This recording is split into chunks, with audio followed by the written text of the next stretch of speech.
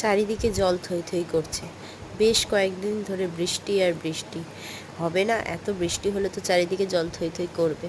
তো যাই হোক, আজ আবার পড়েছে নেমন্ত্রণ, না গেলে নয়। যেহেতু মেয়ের স্কুলের বান্ধবীর জন্মদিন, তো যেতে তো হবেই। তো যাই হোক, বেড়াতে যাব মেয়েকে রেডি টেডি করে। হঠাৎ করে আবার ঝমঝমিয়ে বৃষ্টি শুরু। ভাবলাম যেতে তো আজকে পারবো না, মেয়ে এদিকে কান্নাকাটি শুরু করে দিয়েছে। তো ওই যে বলে না কথায় ভগবান আছে, যাতে ভগবান দেখলো যে এদের ছোট ছোট বাচ্চাদের মুখের হাসিটুকু কেড়ে নেব।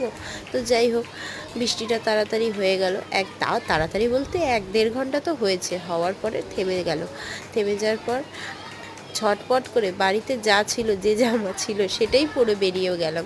সুন্দর জামা পরে তো বেরানোর উপায় নেই। মেয়েকে একটু সাজিয়ে গুজিয়ে দিয়েছিলাম, আর ওর বার্থডে পার্টিতে যাবে বলে, ওর ফ্রেন্ডের বার্থডে পার্টিতে যাবে বলে নতুন জামা, নতুন ক্লিপ কিনে এনেছে। তো যাই হোক, রেডি টেডি হয়ে মেয়েকে সাজিয়ে গুজিয়ে নিয়ে চলে গেলাম। সাথে কিন্তু ছাতা, রেনকোট নিতে ভুলিনি। রেনকোট, ছাতা নিয়েছি আর গিফটও নিয়েছি। তো নিয়ে বেরিয়ে পড়লাম। ও মা গো মা, বাইরে বেরিয়ে ওর দেখি একটাও অটো নেই। তো যাই হোক, কোনো রকমে একটা অটো তো পেলাম। পেরিয়ে যাওয়ার পরে অটোতে উঠে চলে গেলাম ওর বন্ধুর বাড়ি। বন্ধুর বাড়িতে যাব কি, দেখি 1 হাঁটু জল। তো যাই হোক, কোনো রকমভাবে গিফট, রেনকোট, ছাতা মেয়েকে কোলে নিয়ে একটু একটু করে এগোতে শুরু করলাম। দেখলাম ওর বন্ধুর মামা এগিয়ে এসছে।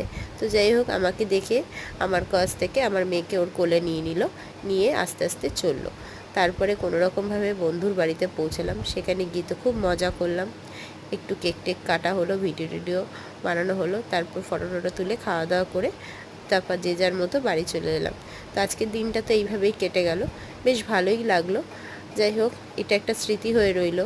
আগামী দিনে থাকি আর না থাকি, তো এটা স্মৃতি হয়ে থাকবে। চলো, tata, bye bye, good night.